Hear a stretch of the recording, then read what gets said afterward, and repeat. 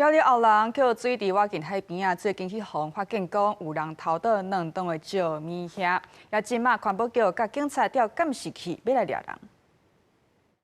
规大堆人无爱的石米虾，都等伫扣水池甲草埔的边啊。苗栗后人海边啊，最近互人等石米虾。当地里长讲接到民众的通报，因为等的所在真偏僻，我近海边啊，烦恼人赶紧找到凶手，以后大家都走来遮等。 你现在变成人家丢一些废弃物在那边，那有的一些不孝的业者，他也会比照办理，你知道吗？对啊，因为毕竟那是一个比较属于剧毒的一个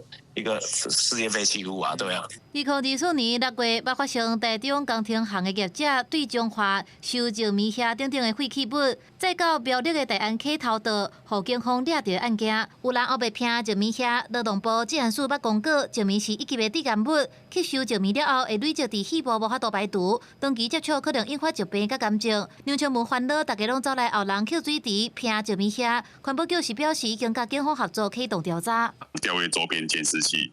查阅行为人之后，移送地检署司法侦办。